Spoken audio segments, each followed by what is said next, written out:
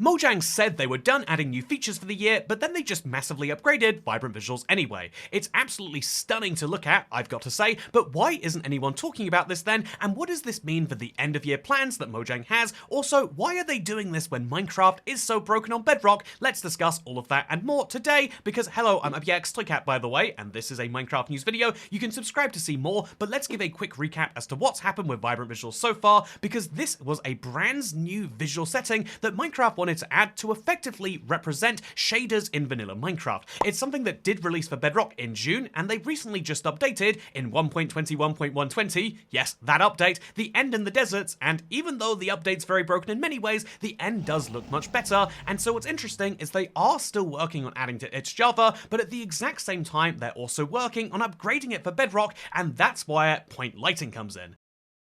Vibrant visuals is currently just as good as many shaders are, but the goal is to be better, and so point lighting is one of the ways they want to achieve this. It's an experimental feature that has existed for a while and is currently used by very, very few shader packs that exist on the internet, and it's interesting because it allows for lights to actually have directional shadows and to actually have this real effect on the world. But what's interesting is that even though it's been an experimental for as long as vibrant visuals has existed, it's not actually been available in the base version of the game. Instead, you don't just have to have the preview, you also have to enable this experimental toggle and then go into your video settings, and then you'll get the point lighting, which looks like this. This is probably the worst look for it, but I showed this off 4 months ago, and now I can show you how this has changed, because point lighting is all about having the directional light come from the lighting source, but now there is also, as of the brand new beta and preview, block lighting. So on the latest beta and preview changelog that Minecraft put out, buried all the way at the very bottom under experimental technical changes, buried under graphical and a fix to do with the marketplace, they clarify that they added colored static block lighting under the red and dragon features for creators toggle. So this is something that is only visible, these brand new block lightings, which I'll talk about when we place these down, it's only visible if you have the preview and have vibrant visuals and have the experimental toggle active, and also it's not working on Android and PlayStation right now, but yeah, these brand new static lights are something that are kind of tricky to see, but I'll use a soul torch and a regular torch to show you exactly what static block lighting looks like. It is the fact that the torches, even though they don't look that differently colored in the light they put out, will actually color the blocks around them in a different way. This is something that works for all 4 of the major torches that Minecraft itself has, giving you 4 very different colors of light that you can kind of see from the sky here, but really what makes this impressive is when you combine it with the previous point lighting. So if we take our static block lighting and we combine it with point lighting, which just to remind you is all the things we just had to do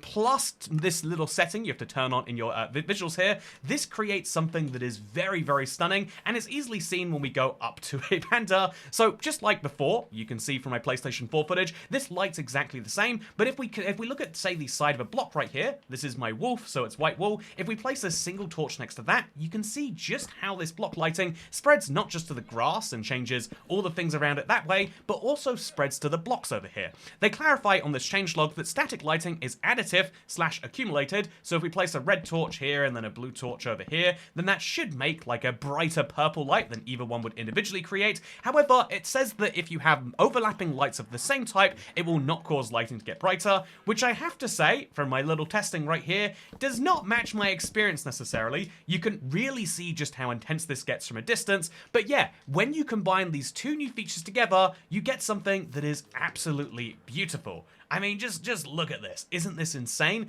This is something that Minecraft Vanilla will be able to do. But to be clear, if we look at the changelog, you can see that one of the key focuses here is actually, oh, look at the way the shadows are changing as I'm on the light. But if we look at the changelog here, it's very clear that one of their key focuses, because they say that static lights can be defined and that you can, they follow Minecraft lighting rules, but you can actually define these in your own way. It's clearly going to be something that is changeable by Minecraft creators, and so that is one of the big goals here. It's not just updating vibrant visuals so it's prettier for the end user, it's updating Minecraft's vibrant visuals so that if you want to make the best looking shader pack out there, you'll be able to do that. And if that means lighting up a panda from multiple different sides with multiple different lights, then that is something you'll be able to do too. Isn't this bizarre? Look at the panda, he's so lit. Speaking of things that are lit, let's now move into the next section of this, because you might be then, now that you've learned about static block lighting, you might really like this, but then realistically say, Toycat, most people don't have these colored torches. These are from the Education Edition. Most people aren't going to be doing ridiculous things with the existing torches, and they're not that ridiculous anyway. And so what is the real value of this? Well, I actually did some testing to find this out. In the Minecraft vanilla game, after looking around the world, there are two places that really benefit from this. The first is the Nether, not just in this Nether portal, look how beautiful it looks, but also in the Soul Sand Valley. You can really see the difference between soul fire and regular fire here, but also the ancient city is filled with soul torches and skulk, and both of those things looks absolutely delightful with or without the point lighting. Block lighting is really good for the static block lighting is really good for the base part of Minecraft, I would say, and so it is a setting that is worth looking forward to, but also crucially, I think it's something that allows for creativity to open up as you do more and weirder things with lighting. I mean, look at this, for example, and you can see oh yeah, this is just the type of Minecraft experiment you couldn't have had before. So I think creativity is the third point, but that always will come back to creators, because it's Minecraft Bedrock, of course.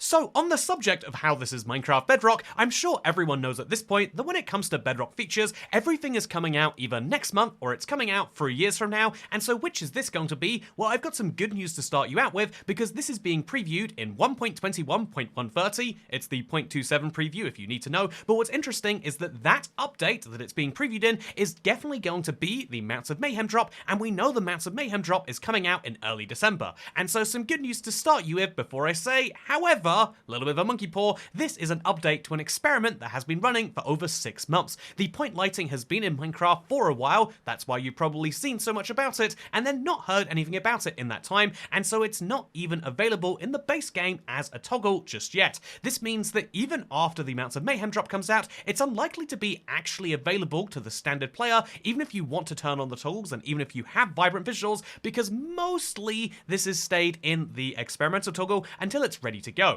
As we know from the Minecraft journey of bringing shaders to the game and vibrant visuals, it took them literally 5 years to move from those early deferred,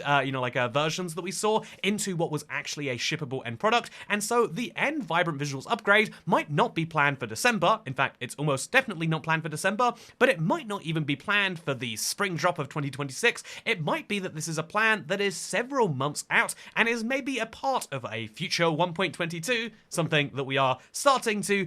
get vibes more and more about from Mojang as a company, and so yeah, this is going to be happening sometime in the future, but Mojang have not committed to a date just yet, and if you keep in mind this is our first major update to the colored lighting system since it was first introduced 6 months ago, you get an idea at the pace they are moving at. They are moving at the pace of updates and not at the pace of drops, and so the unknown release timing of it is one of the reasons people aren't talking about this, but the other reason is probably that people would rather they fix Minecraft. So why are they doing this instead of fixing Minecraft? Great question, and ultimately, given it's the one question on the community's right mind, it's something that I think Mojang would do best to respond to sooner rather than later, but I think the simplest of answers as to why Minecraft haven't fixed the Bedrock PC disaster that's happened since 1.21.120 is the fact that the staff who were working on new features, like this colored lighting, have been doing so for long before Minecraft actually released their disaster update. This means that although this only came out right now when they should have been rolling out those bug fixes for the base game,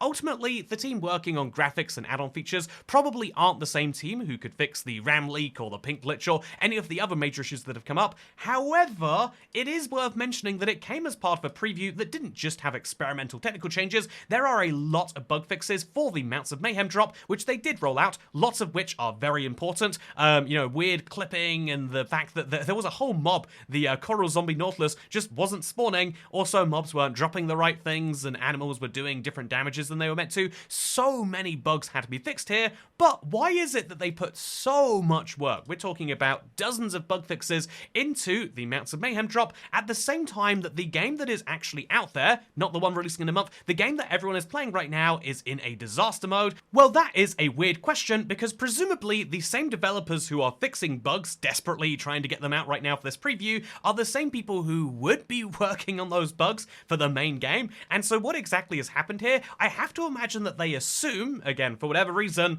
that right now the most important bugs are the ones in this next drop, that having something like a coral zombie nautilus not spawning would be a very big deal, whereas what's happening right now is a minor issue, which again makes me think that maybe they don't understand the scale of the problem, because the only way you can justify what is currently happening, assuming this didn't all happen way in advance 2 weeks ago and we're only seeing it now, which feels unlikely, that's not how previews are meant to work, but I think that they are saying that right now it's better to prevent a disaster that is about to happen than to clean up a disaster that has already been failed to prevent, especially when you consider that the disaster that they're trying to clean up is for all platforms, while it's only a disaster to play Minecraft on the PC, and for some players the PlayStation 5 right now,